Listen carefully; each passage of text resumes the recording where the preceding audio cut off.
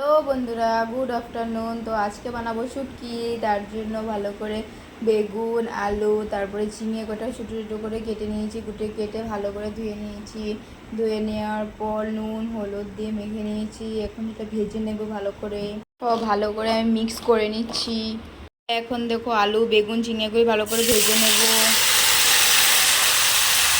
দেখো আমার আলু ঝিঙে বেগুন ভাজা কমপ্লিট হয়ে গেছে। তো আমি এখন পেঁয়াজ রসুন আর মরিচটা কেটে নিয়েছি। কেটে নেওয়ার পর শুটকি মাছটা আগে গরম জলে ভিজিয়ে রেখেছিলাম, তো ভালো করে ধুয়ে নিয়েছি। মানে গরম জলে ধুলে কি হয় জানো, যত লেট্রা থাকে সব বেরিয়ে যায়। তাহলে তোমরা ঠান্ডা জলে না ধুয়ে ভালো করে গরম জলে ধুয়ে দেখবে, সত্যিই খুব ভালো হয়। তো কড়াইতেও দেখো তেল দিয়ে দিয়েছি।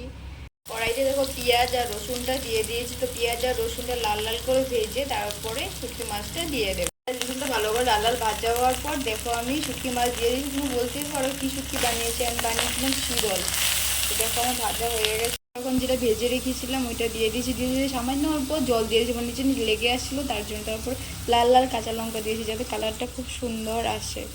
তারপরে দেখো নুন দিয়ে দিয়েছি, সামান্য অল্প হলুদ দিয়েছি কারণ আগেই হলুদ দিয়েছিলাম। তারপরে দেখো মা মরিচটা পাটাতে বেটে দিয়েছিল, তার জন্য ওটা দিয়েছি। কারণ বাটা মরিচ দিলে না খুব সুন্দর সেন্ট হয়। দেখো পাটাতে বেটে যে স্বাদটা পাওয়া যায় না, ওইটা কিন্তু মিক্সচার গ্রাইন্ডার বানালে একদম পাওয়া যায় না জানো। তার জন্য আমাকে বলো মা বানিয়ে দাও না, তারপর দেয় বেটে দেয়। আমি তো বলেছি তোমাদেরকে, আমি তো পারি না বানাতে। তাহলে চলো আমার রেডি। সবজি দিয়ে শুটকি দিয়ে কেমন হয়েছে তোমরা প্লিজ কমেন্ট করে জানিও। Thank you, bye, good afternoon.